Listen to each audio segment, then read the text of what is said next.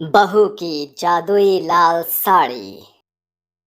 छी छी छी, क्यों रे हरिहर।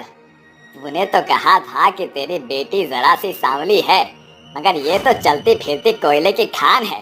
कटा फटा चेहरा और उस पर काला पीला दाग, जैसे कोढ़ की बीमारी ने धर पकड़ लिया हो। मुझे ये सौदा मंजूर नहीं, चलता हूँ। अरे किशोर, मेरी बेटी को ऐसे ठुकरा कर ना जाओ। ऐसा मंजर देखकर कलिका कुड़ती हुई कहती है, देखा बापू, आज ये भी नौबत आ गई कि आपकी बदसूरत बेटी को एक 50 साल के विधु शख्स ने भी ठुकरा दिया। शायद मेरी काली कोरी हथेलियों में ब्याह की रेखा नहीं खींची। तू मन छोटा मत कर मेरी बच्ची। देखना, वो दिन जरूर आएगा जब तू दुल्हन बनेगी और कहार मेरी कलिका की डोली को उसके पिया के परदेश लेकर जाएंगे। ऐसा कहते हुए हरिहर की आंखों में आंसू उमड़ पड़ते हैं। कलिका भी खुद में दहकती हुई गागर उठाकर पनघट पर चली जाती है और खुद में रोती हुई कहती है, हे सृष्टि के मालिक, तेरी नजर तो हर पल हम गरीबों पर ही गड़ी रहती है। तो क्या तू नहीं देख पा रहा कि मेरे काले रंग की कटनी मेरे बापू को भी भोगना पड़ रहा है? जब तेरा बनाता कुम्हार मिट्टी को गूंथकर निखारने की सामर्थ्य रखता है, तो फिर तूने मुझ बदनसीब के सामने से अपना मुख क्यों फेर लिया है? कलिका की आंखों से बहते हुए आंसू नदी घाट की धारा में घुल मिल रहा था। तभी अचानक से उसके कानों में किसी के कराहने की आवाज गूंजती है, जो पनघट से दूर जंगल से आ रही थी। कलिका पानी का गागर लेकर वहां पहुंचती है। पानी, पानी! अरे, ये आवाज तो इस हिरनी की है। शायद ये प्यासी है। कलिका उस हिरनी को पानी पिलाती है, जिसके बाद वो हिरनी सोने की बन जाती है, जिसका उत्कर्ष पूरे जंगल में उतर आता है। शुक्रिया, तुमने मुझे बचाया। मैं एक जादुई कस्तूरबा हिरनी हूँ, जो प्यास की ललक में मूर्छित हो गई थी। अगर तुम मुझे पानी ना पिलाती, तो शायद मैं मौत के फाटक के पार उतर जाती।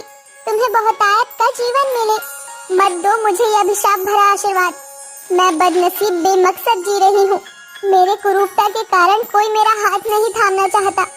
सभी मुझे ठुकराकर चले जाते हैं। ये सुनकर हिरनी उसे वरदान देती है। कलिका, मैं तुम्हें वरदान देती हूँ।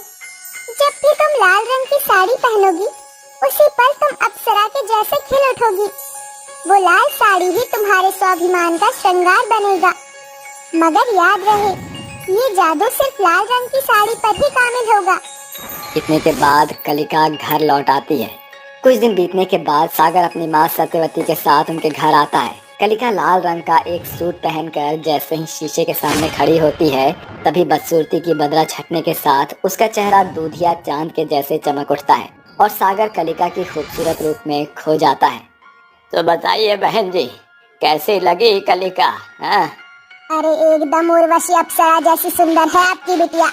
अब तो बस गाजे बाजे के साथ बारात लेकर द्वार पर आएंगे। कुछ ही दिनों बाद कलिका सत्यवती की बहू बन जाती है और अगले दिन सुबह कलिका नहा धोकर लाल रंग की साड़ी पहनकर जैसे ही आईने के सामने खड़ी होती है, उसके सर के बालों से लेकर पाँव के नाखून तक सुनहरी रोशनी इठलाती हुई उसके रूप को सुंदर बना देती है। शुक्रिया मेरी जादुई लाल साड़ी, आज फिर तुमने मेरे काले चेहरे को सुंदर बना दिया। बहू, अरियो कलिका बहू, आई माँ जी। बहू जल्दी से सास के पास आती है।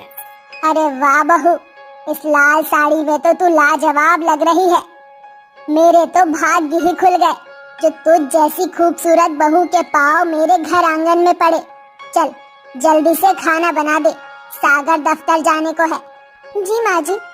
बहू खाना बनाने में जुट जाती है, मगर मन ही मन वो जादुई लाल साड़ी का धन्यवाद करती है। शुक्रिया मेरी जादुई लाल साड़ी, आज तुम मेरे तन पर हो, इसलिए मुझे अभागन को ससुराल में इतना स्नेह मिल रहा है। ऐसे ही दिन बीतते जाते हैं। बहू अपने ससुराल वालों के साथ घुल मिलकर रहने लगती है, मगर सास के मन में बहू का हर रोज लाल साड़ी पहनना खटकने लगता है। अरे कलिका बहू, शादी का 1.25 महीना बीत चुका है, मगर तू हर रोज लाल साड़ी ही क्यों पहनती है? माना कि लाल साड़ी सुहागन की पहली पसंद होती है, मगर कभी तो फैंसी रंग पहन लिया कर। जी ठीक है माँ जी। उस रात सास और पति के सो जाने के बाद बहू खुद से बोलती है, इतने पतझड़ के बाद तो मुझ बहू के जीवन में खुशियाँ बसंत बनकर आई थी। अगर मैं लाल साड़ी नहीं पहनूंगी तो मेरे चेहरे का जादू टूट जाएगा। मुझे घूंघट में अपने बदसूरती को छिपाना होगा। अगली सुबह कलिका हरे रंग की साड़ी पहन लेती है, मगर उसका काला रंग उभर चुका था।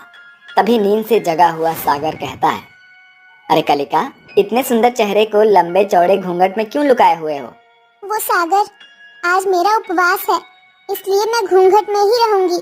सागर आसानी से कलिका के झूठ मूठ की बातों में आ जाता है। तभी सास बहू पर तीखे ताने का अंगार बरसाती हुई बोलती है, अरे क्या बात है कलिका बहू, आज अचानक से तुझ में इतनी लोक लाज कहाँ से आ गई, जो इतना लंबा चौड़ा घूंघट चढ़ा लिया? तुझे इस घूंघट में घुटने की जरूरत नहीं। सास की बात सुनकर बहू के हाथ पांव फूलने लगते हैं और वो मन ही मन कहती है, अब क्या करूं? अगर ये घूंघट हट गया तो मेरी बदसूरती बाहर आ जाएगी। नहीं माँ जी, बहू तो घूंघट की ओर में ही शोभा देती है।